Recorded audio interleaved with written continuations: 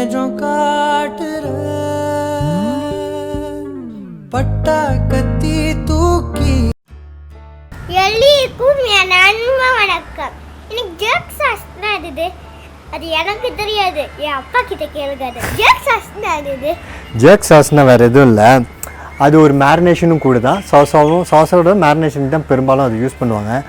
ஜமைக்காவில் வந்து கெரிபியனில் ஜமைக்கா இருக்கு இல்லையா, அங்கே வந்து இது வந்து சிக்கன் மேரினேஷனுக்கு இது யூஸ் பண்ணுவாங்க, புரியுதா? இது வந்து மேரினேட் பண்ணி அந்த சிக்கன் பாபிக்யூ யூஸ் பண்ணுவாங்க. ஒரு ஃபேப்லஸ் ஒரு ஃபேண்டாஸ்டிக்கான ரெசிபி. நான் அதை முட்டைக்கறிக்கு யூஸ் பண்ண போகிறேன். அதில் நான் சாஸாக அது ஒரு குழம்பு மாதிரி ஒரு கிரேவி மாதிரி சூப்பராக ரெடி பண்ண போகிறேன், ஓகேவா? அதனால அதை அப்படியே பண்ணாமல் அதில் இருக்கிற ஒரு தழுவல்னு தமிழ் அழகான ஒரு சொல்லுவாங்க, இன்ஸ்பயர். அதில் வந்து கொஞ்சம் விஷயங்களை எடுத்துக்கிட்டு நம்ம ஊர் ஐட்டத்தையும் லேசாக அதில் பண்ணி நம்ம பண்ண போகிறோம். ஒரு ஃபேண்டாஸ்டிக்காக பண்ண போகிறோம். இப்போ வந்து நான் வந்து இந்த பெரிய வெங்காயம் நான் ஒன்றா வெட்டிக்கிறேன். மீடியம் சைஸ் வெங்காயமாக இருந்துச்சுன்னா நீங்கள் 2 யூஸ் பண்ணுங்கள், சின்னதாக இருந்தால் 3 யூஸ் பண்ணுங்கள். என்னடா முட்டையை உடச்சி இப்போ ஊற்றுனேன்னு வச்சுக்கிங்க, முட்டை மட்டும்தான் இருக்கும், குழம்புக்கு சாஸ் இருக்கு, ஓகேவா? நான் முதல்ல முட்டைன்னு வருது, வெங்காயத்தை வெட்டிக்கிறேன்டா, ஓகே?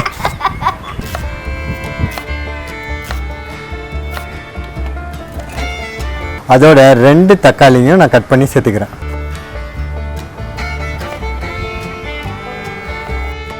ஒரு இன்ச் இஞ்சியை பாதியாக கட் பண்ணி சேர்த்துக்கிறேன். 15 பூண்டு பல்லையும் நான் சேர்த்துக்கிறேன். இதுக்கு அடுத்தது வந்து கீயான இன்க்ரீடியன்ட் என்னது? இந்த ஜெர்க் சாஸுக்கு வந்து மிளகா. அவங்க பயங்கர காரமாக இருக்கும், பயங்கரம். அவங்க யூஸ் பண்ணுறது வந்து ஹெபனோரான் சில்லி யூஸ் பண்ணுவாங்க. நம்ம சாதாரண பச்சை மிளகாய் யூஸ் பண்ணுறேன். உங்கள் காரம் எதுவாக இருக்கணுமோ அதுக்கேற்ற மாதிரி போட்டுக்கோங்க. நான் மீடியம் ஸ்பைஸில் தான் இது செய்கிறேன். ஆனால் ஜெர்க்னாலே பயங்கர காரம். ஸோ நான் வந்து ஒரு 5லேருந்து 6 மிளகா, ஒரு 5 மிளகா நான் சேர்த்துக்கிறேன். 1 டீஸ்பூன் ஜீரகம், ஒரு 10 மிளகையும் நான் சேர்த்துக்கிறேன். 4 கிராம்பு, 4 ஏலக்காவும் சேர்த்துக்கிறேன். 1 டேபிள் ஸ்பூன் சோயா சாஸும் நான் ஊற்றிக்கிறேன். 1/4 கட்டு கொத்தமல்லியை நான் வந்து கட் பண்ணி சேர்த்துக்கிறேன், வேறையும் சேர்த்து. கொத்தமல்லி வேரில் தான் இன்டென்ஸான ஃப்ளேவரும் டேஸ்ட்டும் இருக்குது. நீங்கள் இந்த டிஷ்ஷு மட்டும் இல்லை, எந்த டிஷ்ஷு செஞ்சாலும் அதை கொத்தமல்லி வேரை கொஞ்சம் தட்டி போட்டு பாருங்கள், இல்லை வெட்டி சேர்த்து பாருங்கள், அபாரமாக இருக்கும் அந்த டிஷ்ஷோட டேஸ்ட்டு. ஓகே, தேவையான உப்பை சேர்த்துக்கலாம்.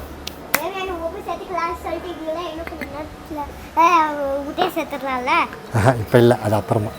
அதான் எப்போ இந்த டிஷ்ஷோட ஃபைனல் ஸ்டேஜ்லையா? ஆமாம்.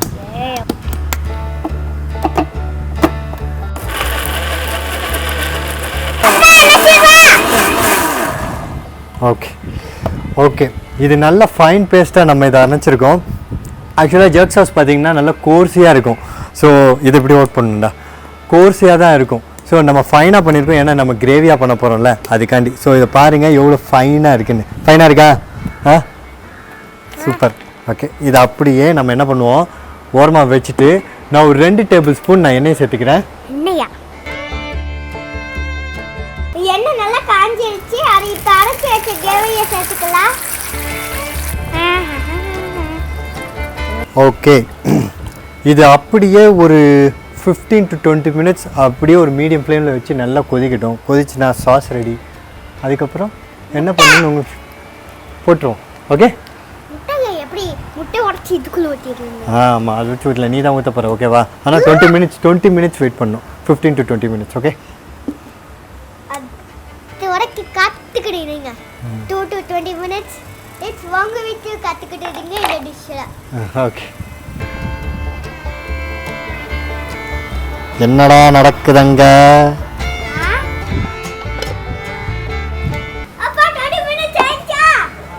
எதுக்கு 20 மினிட்ஸ் ஆனால் என்ன? பார்க்கணும். பார்த்துட்டு இங்கே ஒரு பவுல் எடுத்துருவாங்க, முட்டையை உடைச்சிப்போம், உடச்சி அதில் அதை உடைப்பேன், அப்புறம் தயிர் போடுங்க, அப்புறம் இதில் போடுங்க, அப்புறம் கொஞ்சம் நேரம் வேடிங்க. அதே வாயிலேயே எல்லாம் செஞ்சிருக்கேன். இரு, 20 மினிட்ஸ் ஆயிடுச்சு. இப்போ நம்ம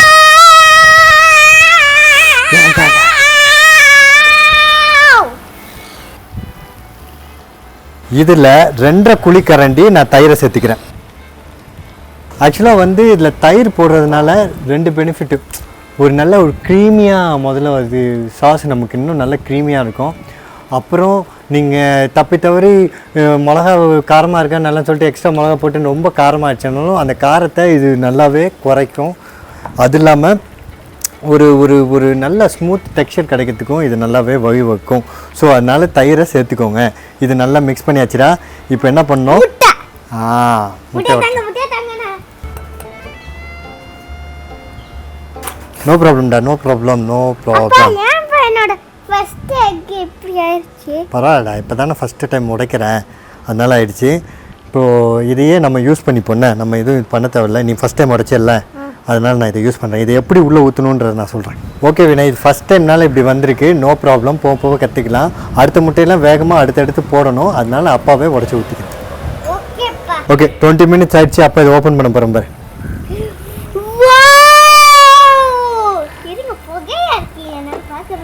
எப்படி இருக்கு இப்போ தெரியுதா? செம்மையாக இருக்கு பாரு. அப்படியே இதை அப்படியே டக் பண்ணி கிண்டிடக்கூடாது, அதை அப்படியே உடச்சி முட்டையை ஒன்று தனித்தனியாக இருக்குல்ல, அதை அப்படியே பொண்ணமாக கீழேருந்து தள்ளி விடணும். எப்படி இருக்கு? ஃபேண்டாஸ்டிக்கா?